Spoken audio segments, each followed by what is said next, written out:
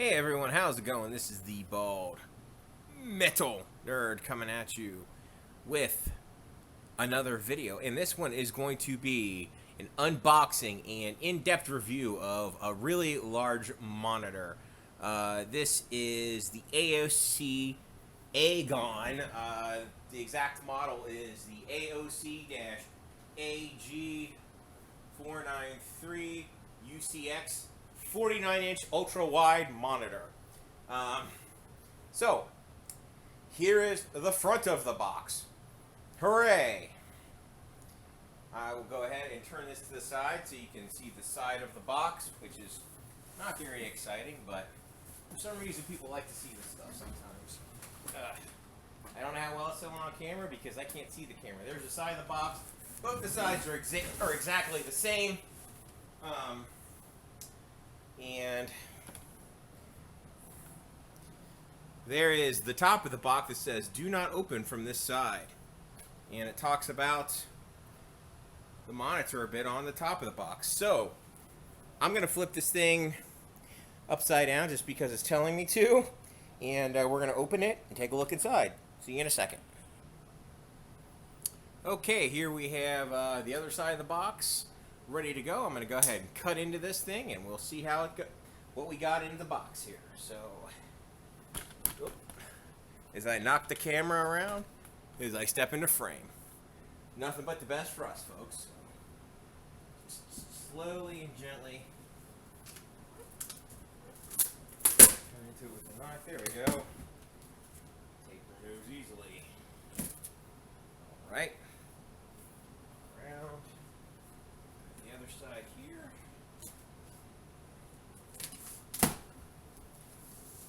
Ooh. Woo. All right, we got goodies inside. What do we got?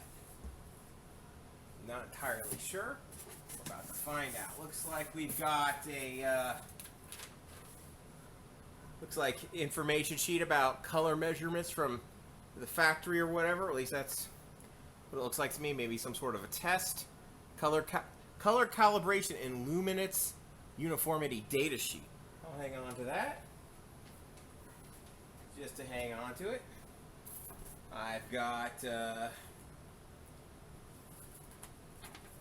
instructions on how to open this thing up, I guess.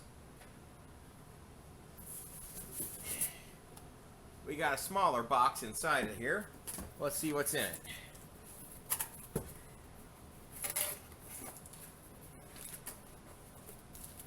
Looks like we got 4 screws. Those are probably for the to attach it to the stand, I'm assuming.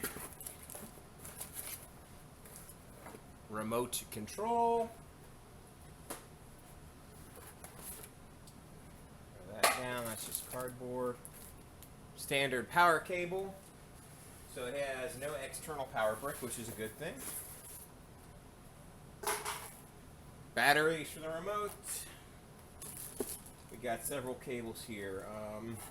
HDMI. USB-C.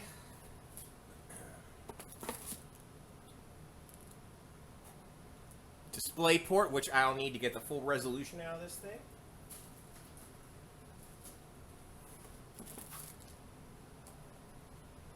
USB 3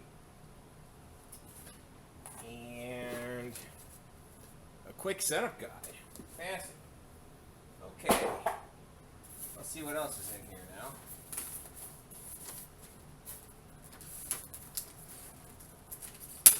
Not sure if I'm going to need the knife anymore, but looks like this is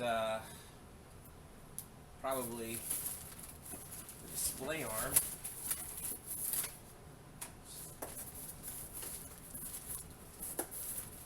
Yeah, that's what this is, the monitor stand. Holy moly. Yep. Just ripped some of the styrofoam. No big deal. Wow, that is really encased in there, the display stand. No worries. Alright, set that down. Set the knife down. Okay, is there anything else kind of this top styrofoam piece here. No, I think that's everything. Alright. Let's get this open here.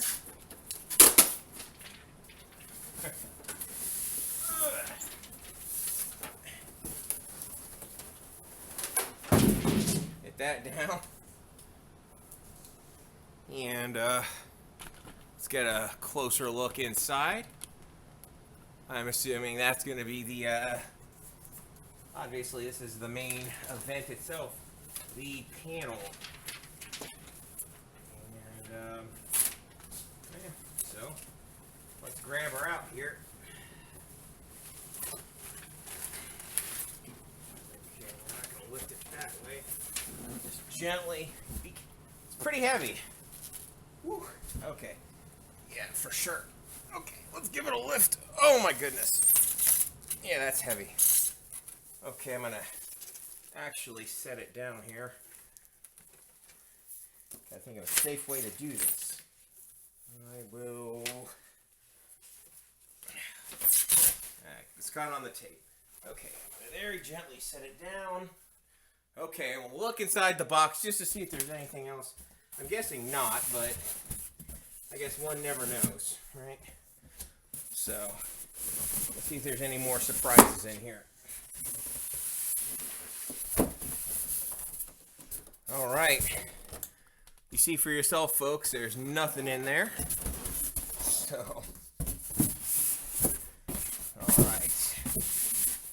Go ahead and grab the box here. We'll get that out of the way. Oh, even just the box by itself is pretty heavy. So let's try to get it out of the way here. Definitely don't want it here. There. All right. Get it off to the side. The mighty throw. Okay. All right.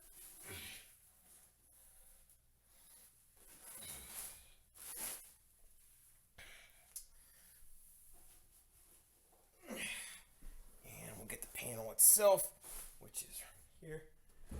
Let's set it down. Whoa, whoa, careful, careful, careful with the panel. That's the expensive part. Okay. Wow. This thing is absolutely colossal for a computer monitor. So, yeah, I'm going to pause real quick. We're going to get this thing assembled, and we're going to talk about it. So, see you in a little bit. Okay, folks, I am back with the next part of this video. This is just a quick interjection here. I want to have a little bit of a pro tip, setup tip for you guys. When you're putting the mount on the monitor, make sure you do it with the monitor kind of laying face down as this is, because if you try to do it, as I learned the hard way, if you put the stand down and then like vertically, and then have this thing up vertically, the weight will distort where the holes are, and you'll never get the screws to actually go into the stand. So, yeah, I wasted some time because I couldn't get it to work. I was like, oh no, maybe this thing's funky or defective or whatever. So I tried a different VESA stand that cannot support the weight of this thing. So I was a little dejected, and I was like, well, let's just try it this way. And it worked, so don't be like me and waste time. But anyway, while I'm back here, I'll show you what the rear of this thing looks like. It is big and the black. The only real thing there is you have the Agon logo and the AOC logo there. I'll go ahead and show you that is where you get the IR sensor for the remote control. There are your buttons. There's your power toggle. There's obviously where the power cord goes in, and then on this side we've got your various ports. Looks like we got 2 HDMI, 2 display ports, 1 USB-C, USB 3 Type A, I guess, 2 USB 3.1. It looks like USB Super Speed Thunderbolt, I guess, and headphone jack. So there you go. Those are the ports. So I'm going to pause and on to the next part of this. Okay, you guys are probably wanting to see what adjustments can be made with the stand. So I'll go ahead and show that off real quick. I can go down that much, up that much. It does have tilt that much. And it has some swivel, swivel. And as far as the size of the base goes, it is width-wise about 27 inches. And as far as how far back you're going to have to go, it's about a foot, about 12 inches. So that gives you that idea. On to the next part. Okay, everyone, here we have the moment of truth going. I apologize for the screen flicker, but my phone's camera is not really cooperating with me. Let's go ahead and get this thing tested out. As you can see, this dwarfs, I think that's a 15-inch screen laptop, so yeah, absolutely teeny tiny. I'm sorry, it looks like a netbook or something in comparison to this monitor, so let's go ahead and plug that HDMI cable in and see what happens. Something happened real quick there, and that is about the best that thing is going to output onto the monitor there. Well, the monitor looks a lot better than the notebook does. So I guess that's something. Let's see what we can do for resolution and all that. But at least you guys get to see what a 16:9 aspect ratio looks like, kind of centered in this thing with black bars on the side. So let's see here. We can make this display a little bit better. Do extend. Okay. Yeah. Okay, folks, I thought I would just real quick show off the setup that this 49-inch is going to basically be replacing. As you can see, I currently have a triple monitor setup hooked up to my main PC, and in the middle there I've got a 32-inch 1080p Samsung monitor. Right there I have a 28-inch 1080p ViewSonic, and then a 19-inch 4:3 aspect ratio Dell. And truthfully, as you can see, it takes up a lot of space on my desk. I'm not completely dissatisfied with this setup, but I am looking for something cleaner. Yeah, I know there's clutter on my desk, but just picture this without the clutter, and that's what it looks like on a good day. So, I've been rocking a triple monitor setup, bro, really since 2010. So I really just wanted to do this for efficiency's sake, and I just wanted to show this off so that way you guys know what I'm stepping up from, and I will be doing comparisons with these monitors and the 49-inch, so stay tuned. See you guys in a minute. Okay, folks, here we have the new 49-inch monitor next to my 28-inch monitor, because I thought, this would be the most relevant kind of comparison to make, since this is, the new monitor is basically like having two 27-inch monitors integrated into kind of one unit. And as you can see, they're more or less the same height as far as the monitor parts go. The 28-inch monitor does have a thicker bezel, so it looks a bit bigger than what it actually is. I'm going to go ahead and just move in real close here and just see, let's get a little light on this thing real quick here. And if you look closely, I don't quite have that. We'll just say I tried to line up the top of the screens as well as I could. Going down to the bottom, I don't know, it almost looks like, they're very close to exactly the same, if not exactly the same, so that gives you an idea. So I'm going to go ahead and just move go ahead and kill that light off there. Go ahead and move the 28-inch in front of this one here. I'll do the best I can to, although it's obviously curved, so it's a little, it's not exactly an apples to apples comparison here. But as you can see, it's roughly double the size of that 28-inch monitor there. So there's that.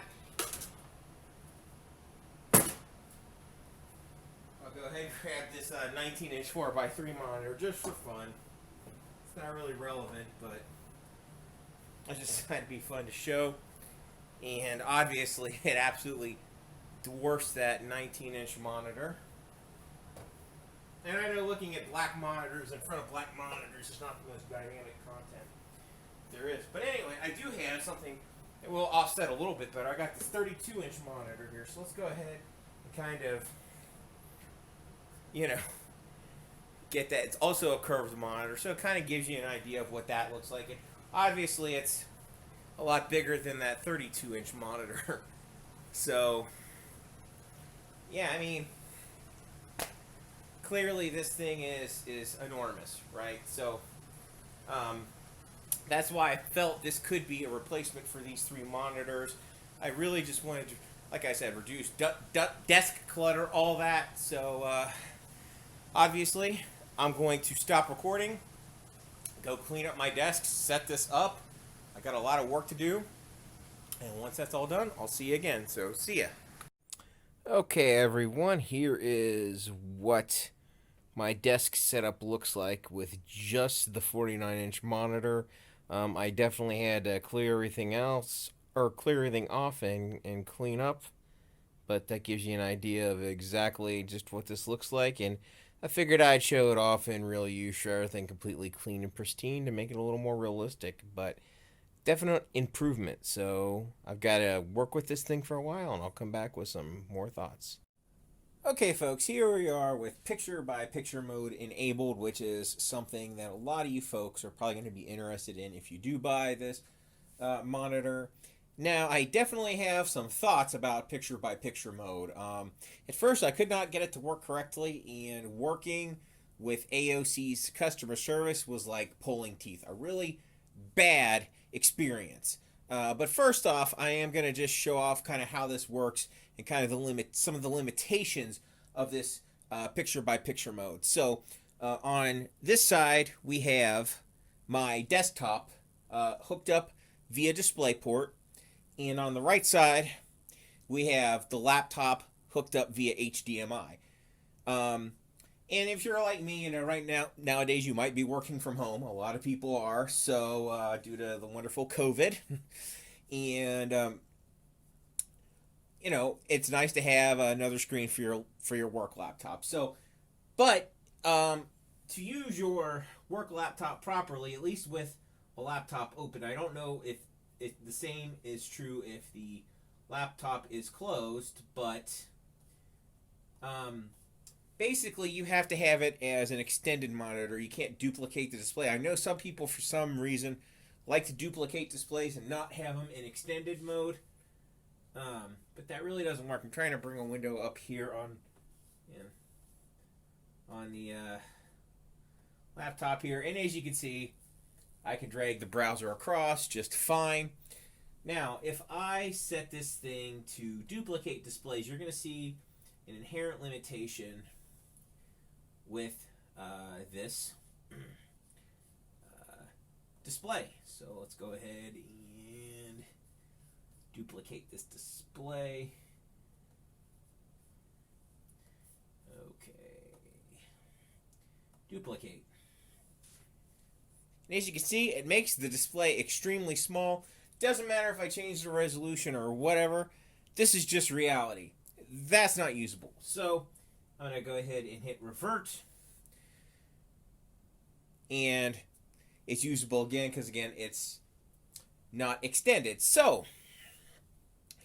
let's say I am at the end of my work day, right? I finished work for the day. Whatever. I want to disconnect and utilize my desktop full screen, right? So let's go ahead and unplug my work laptop from the display. Oh, there was one other thing I wanted to say before I move on. I tried to utilize USB-C for the laptop, and while I did technically hook up and produce a picture and charge the laptop and all that, there is a significant problem with using it over USB-C, and that is the fact that the screen flickered very badly. I tried adjusting the refresh rate, didn't matter. In fact, it would even impact the side that was being, from my desktop over DisplayPort. So I definitely would not recommend USB-C in a picture-by-picture configuration for a laptop. It did work just fine, though, with HDMI and DisplayPort, for whatever that's worth. So that's a little quirk that I found. Now, I'm going to talk about some of my real problems with picture-by-picture mode. Obviously, the laptop is no longer in play here, right? So this display is not intelligent enough to figure out that, hey, we're done with that for now. Let's fill up the screen. But whatever, you think to yourself, no big deal. We'll just change this to the full resolution of the screen. But as you can see, that's kind of like, yeah, well, that's not going to work. So we actually have to shut it off via the on-screen menu. And now it looks fine.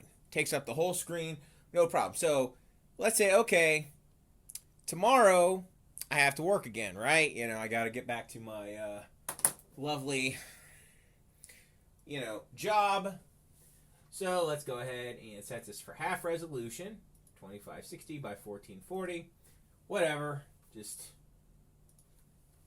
centers the screen. We're going to go ahead and engage picture-by-picture mode.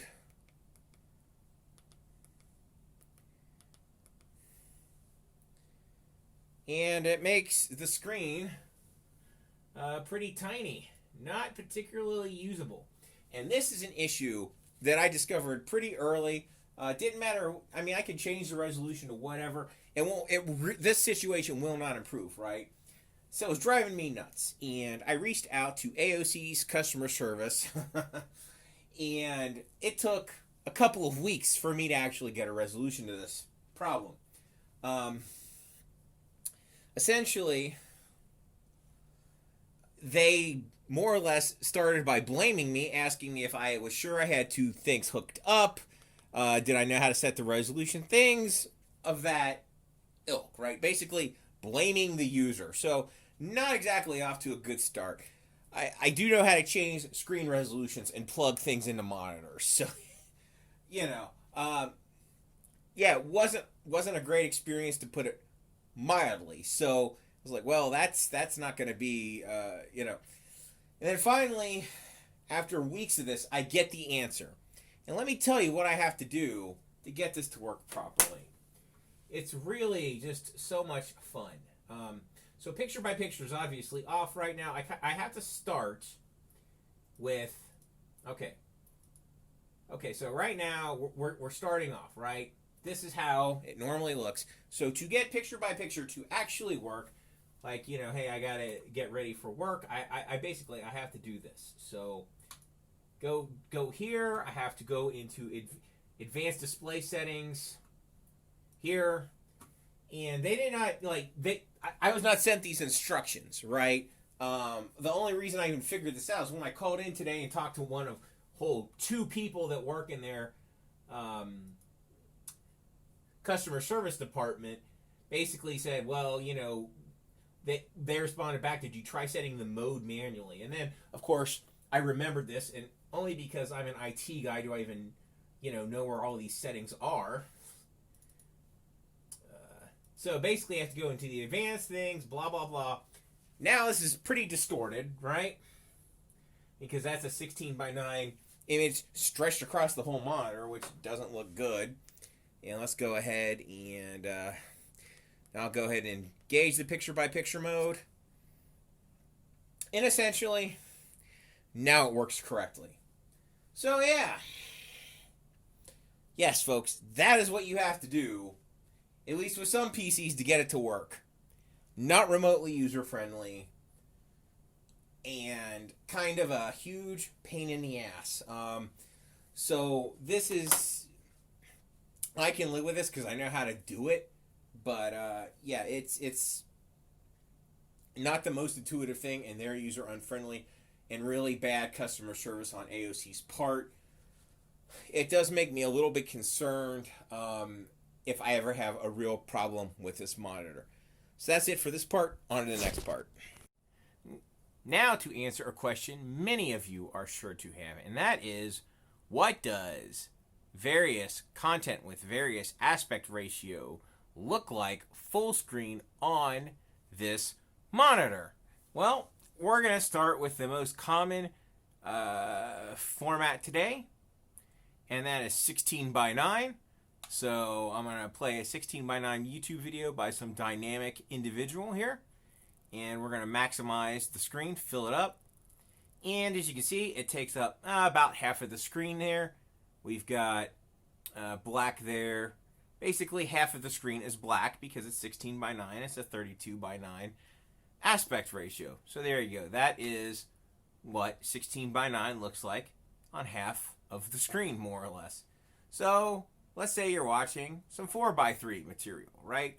Classic stuff, pre-HD era. And you want to know what that looks like maximized? Well, this is what it's going to look like maximized. Most of the screen is going to be black, but it's still a pretty enjoyable experience to watch it on this screen, even though most of it's not, isn't used up. But whatever, that's just life. That's black bars, right? So now we're going to look at some 21 by 9 aspect ratio content. And as you can see, it has a decent amount of screen taken up. Okay, everyone. It's now time for me to show off some, live shots of this screen.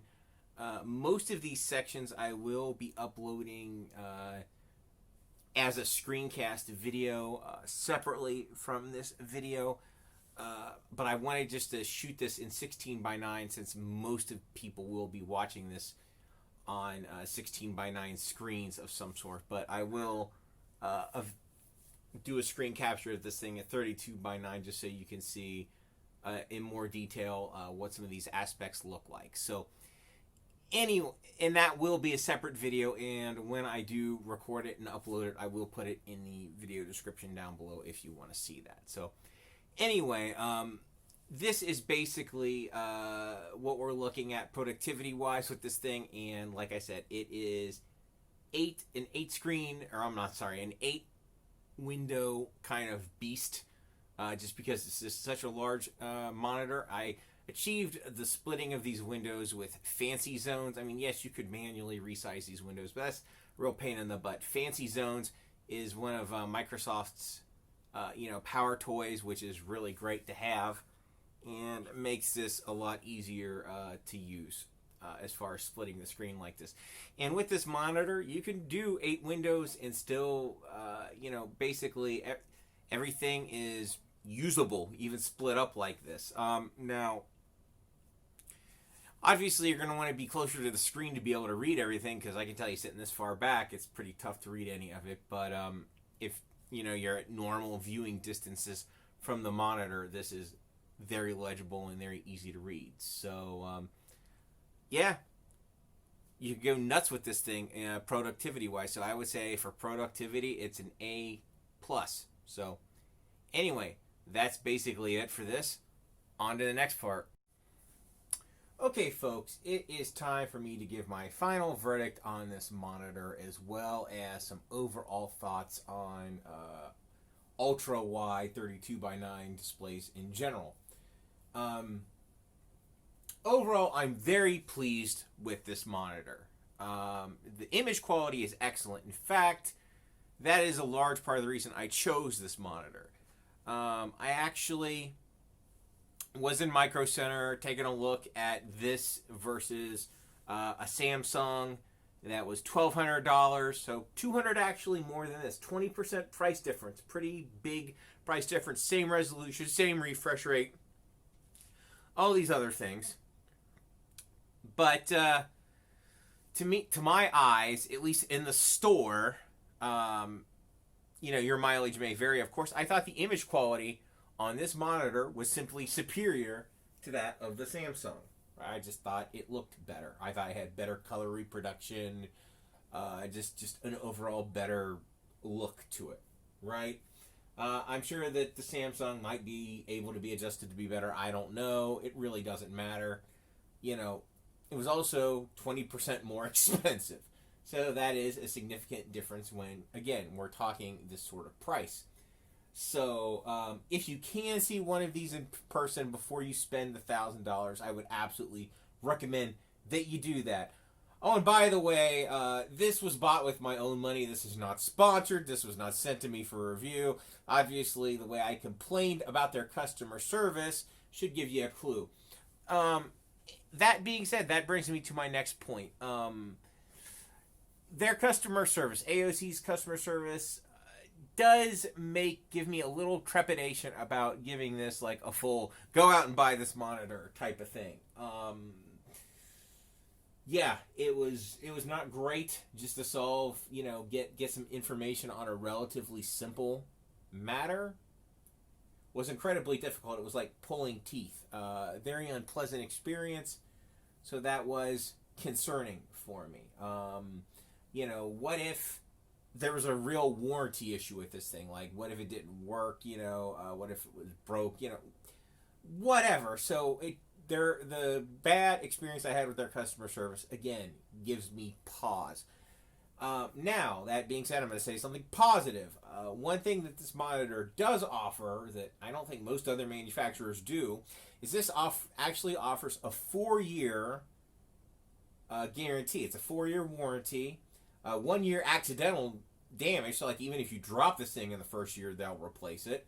But 4 years, no dead pixels, and a full warranty. That's pretty good. Most manufacturers don't offer a 4-year guarantee on monitors, especially against no dead pixels. And I can tell you, I've owned this thing for just slightly more than a month, and there's not a single dead pixel on this screen. The overall build quality seems great. But this thing definitely has its quirks. So I'm kind of conflicted about this monitor. It is what it is. If you do decide to buy this, do your research, figure out if, saving a couple $100 is worth the possibly worst customer service you'll get from AOC versus other monitor manufacturers. But to be fair, I've never contacted other monitor manufacturers for customer service because I've never had a monitor that does as many things as this does, to actually get the information on it. So I can't really speak to how good or bad their warranty / customer service is versus other manufacturers. I just don't know. Maybe you have some personal experience and that might sway your decision. Now, all that out of the way. Now I'm going to talk about this ultra-wide in general. I have found that after putting this monitor on my desk, this can replace a triple monitor setup for almost everyone, right?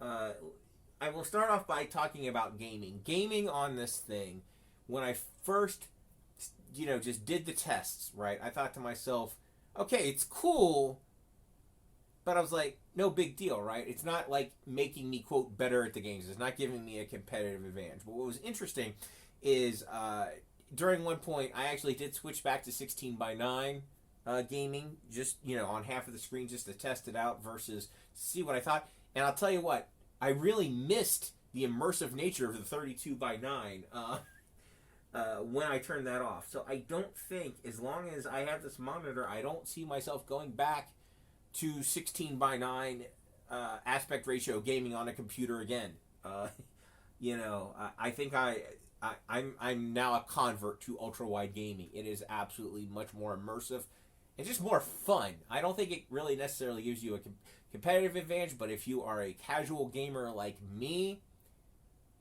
I think it's great. And there are only 2 times when I find myself missing having an extra monitor with this monitor. And these scenarios may not apply to anyone. So if these scenarios don't apply to you, you won't ever need more than one monitor. When I have this hooked up, my work laptop hooked up to this thing, and I'm using picture-by-picture mode, I like to have my home internal security cameras up because my kids, I gotta watch what they're doing while I'm working, and just a whole other host of things I like to have up on screens. I like to have a few web browsers open, and of course have my work open. And splitting it across 2 different computers, it makes it a little wonky, and I'll admit that's not quite enough for that, which is crazy, but it's true. And the only other time I really miss having anything else is if I'm full screen gaming, because sometimes it's nice to have the task manager up on the other screen, or something else. So there is utility to having more screens than even this. But of course, that is going to be limited, and I would say for almost everyone, this can replace a triple monitor setup. And when I bought this, I was skeptical. I was thinking, $1,000 for a monitor, that's ridiculous. You might be thinking that to yourself right now, and you wouldn't be wrong. But it really is an extremely different experience from what you're used to. Even going from multi-monitor to this, it is a significantly different experience, and honestly, significantly better in most ways. And yes, it is definitely a price premium going from 2 QHD screens next to each other into one gigantic integrated unit. Because you could probably do the same with dual monitors for maybe $500-600, right? As opposed to $1,000. So yeah, it's definitely it's more expensive, but it is it's absolutely great, incredible, fantastic. And if you do have the means, I would recommend doing this. Lastly, I'm going to need to upgrade my graphics card at some point in here, because I have a GTX 970 in here presently, and it can't even utilize all of the features of this monitor. For example, HDR. Can't do it. And it also can't do like the 120 hertz high refresh rate. So there's that. And of course, the frame rates at full... I have to dial down the resolution a bit on my games to get them to run at good resolutions, because I have a 5-year-old GPU. So with the RTX 3070 just announced, I believe, in NVIDIA, I'm hoping the 2070 goes on sale really soon, or maybe, around Black Friday really drops in price, and I'll probably pick up a new graphics card at that point. I really don't want to spend $500 on a new graphics card for a 5-year-old machine. I wouldn't mind. I could probably spend a couple $100, but I don't want to go too nuts. Anyway, I've gone on long enough about this. I think it's absolutely a great thing to have. But again, should you get this one? I don't know. If you do like this and you do decide to get it, please, please, please check out my link below. I'll have my Amazon affiliate link down there to this screen. And if you get it through that, obviously that helps the channel out tremendously. I'm going to be quiet about this for now. And if you don't care about gaming and you don't want to see the footage, you can shut the video off now, because the rest of this video is just going to be footage of my gaming from this. So that's pretty much it. I really hope you found this extreme in-depth view of this monitor helpful. I know that if I was looking to spend that sort of money, I'd want some pretty in-depth information on it myself, and I haven't found any videos that quite go into this level of detail as I have. So anyway, that's pretty much it. I hope you like this.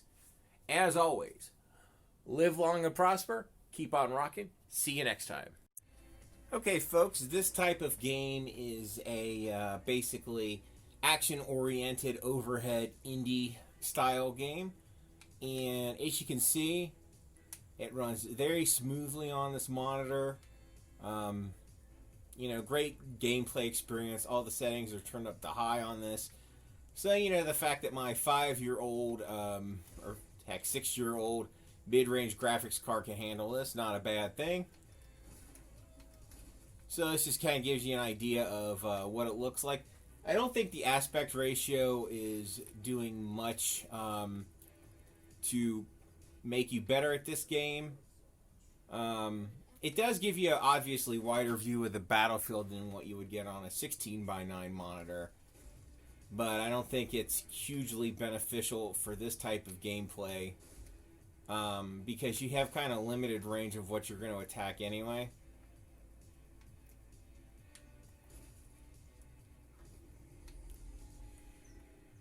But it gives you an idea of what this kind of game would look like, and yeah, it doesn't improve my skills at this any, as you can see. But then again, I'm talking and playing, so not exactly. And this game has a decent level of challenge, for sure. So that gives you an idea of that type of game. On to the next game style. Okay, folks, this gameplay style example is a basically side-scrolling indie game that obviously is more or less it's Mega Man without. It's 20XX. If you guys have ever played this, it's a Mega Man style game essentially, and I think the game, the monitor does give some benefit in this gameplay style because it lets you see further ahead into the battlefield than what you would see otherwise, which is good. You can see further ahead, so it does help you plan your strategy a little bit. And as you can see, it's running completely smoothly at full resolution on the monitor, no problem, and it looks absolutely fantastic. And it does give a pretty good sense of immersion, I feel, which is good. So yeah, there you go. That is that gameplay style. It just gives you an idea of what you're looking at. So that's it for this. On to the next gameplay style.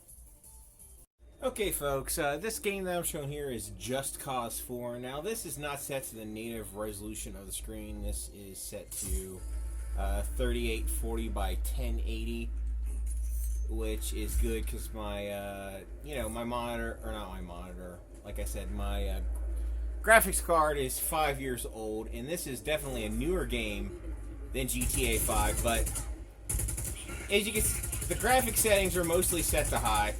I know they can be cranked up more. Now, I didn't set it up to max. I kind of just went with whatever the kind of default was, because I wanted to see how it performed, I guess, with what it auto-detected for my system, and it does pretty good. As you can see, even in combat, I'm getting good frame rates here. No, I know I'm not using fraps, but it's definitely, even with my older graphics card, this is very playable, right? No doubt that this is working, very smooth, and it's just frankly a great looking game. So weren't too happy to have me poking around. Just for fun, I am gonna pause here and maybe up the graphics a little bit to I'm gonna max everything out, and we'll see how much that impacts the picture. Not good enough. So be right back, guys. As you can see, maxing out the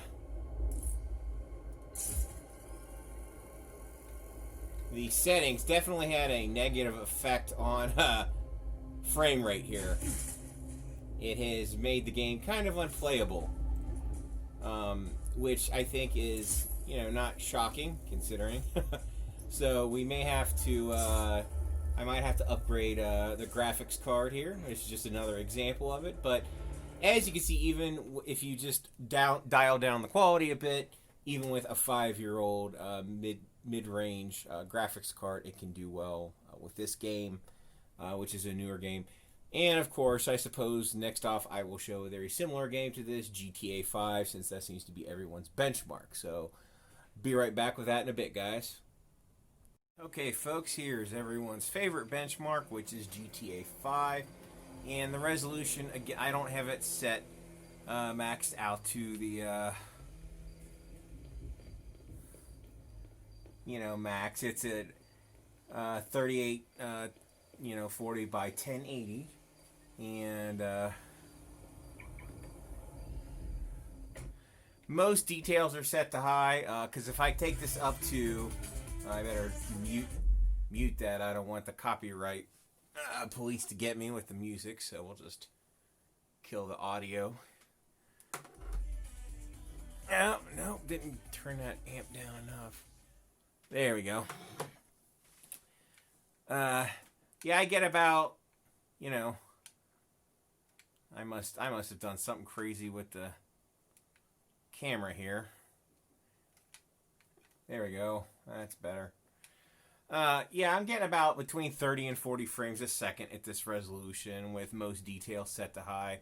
So it's very playable. No, I know I'm not getting 60 FPS, which is what most people target, but as you can see, to the naked eye, unless you're a competitive gamer, which I am not, I'm definitely on the casual side.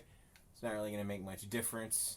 Hey folks, here we are with Doom 2016, I believe, and one thing I'm really surprised about is how well this game runs, and this is set to the full resolution of the monitor, by the way. This is the 5120 by 1440, so this is not compromised, and keep in mind I am playing with a controller, not a mouse and keyboard, which is what I'm used to. So, yeah, I'm not even sure how to shoot. That's probably that trigger. Okay, let's just see if I can get to enemies here. Oh, there's one. Okay. Alright. Now, it's fun playing with mouse and keyboard, but as you can see, it's running incredibly smoothly. Even with settings turned up for quality, which is good. And, yeah, again, it gives you, you can get obviously a really wide field of view in an FPS like this, clearly. So there is some benefits to having this monitor in an FPS, some game actual beyond just it looking cool. I think there is some actual benefits to this. Now, again, I know I'm not playing well, but that's to be expected. So, a personal best of some sort, I guess. I don't know. Am I dead? Alright, well, that's it for this. On to the next gameplay. Okay, folks, here we have a racing game, and I've got the in-cockpit view to try to make it look as much like real life as possible. So, let's see how this goes. Right 3 continues for 100. And I am playing very badly because I am, well, for one, I'm just not that good at this game, and two, I'm pretty far back from the screen, which definitely kills the immersion for me. But, 60. Level 3, half long, 60. Yep. It does give a nice sense of immersion, though, for sure. Continues past junction, opens. Which is very cool. I'll show you what some other camera angles look like. Give you a nice wide view there, which is just kind of nice to look at. That doesn't really do much to enhance gameplay. 4 tightens to 3 into immediate turn square. You do get some benefit, from like the hood view as well, maybe, if that's what you prefer. 60. And that's kind of like center cockpit there, I guess, kind of view. And there we are with the traditional driver's side again, just to give you an idea of what these things look like. And watching me play this game incredibly badly. So, yeah, here I am sucking. And that's basically it for this gameplay style. On to the next one.